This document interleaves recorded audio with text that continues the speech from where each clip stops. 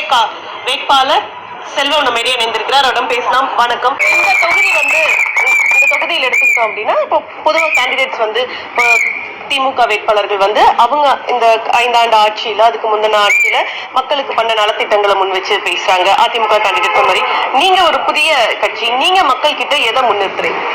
நாங்க முதல்ல அடிப்படை கட்டமைப்பை நாங்க உருவாக்கும்னு சொல்றோம். மக்களுடைய தேவை என்ன? இப்ப அடிப்படையில முதல்ல சுத்த சுகாதாரம் இல்லையா?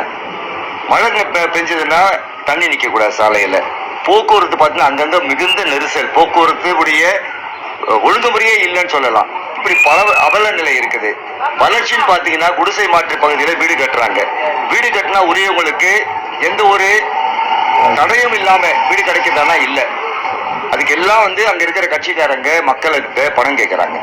அவங்களுக்கு உரியதை கொடுக்கறது கூட அவங்களுக்கு மறுக்கப்படுகிறது. அவருடைய உரிமை மறுக்கப்படுகிறது. அவர்கள் எல்லாம் இன்னைக்கு அச்சத்துல இருக்காங்க. அவருடைய உரிமை மறுக்கப்படுகிறது.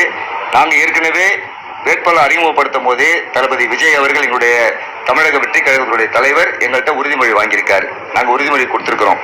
நாங்க இந்திய இறையாண்மைக்கு உண்மையாக இருப்போம். நாட்டு மக்களுடைய வளர்ச்சிக்கும் ஏற்றத்துக்கும் முழுமையா பாடுபடுவோம். லஞ்சத்துல வாங்க மாட்டோம். மக்களுக்கு உண்மையான சேவை செய்வோம். நாட்டுடைய கட்டமைப்பை வளர்ப்போம்னு சொல்லி நாங்க பல உறுதிமொழி கொடுத்திருக்கிறோம். அதை நிச்சயமா நிறைவேற்றுவோம்.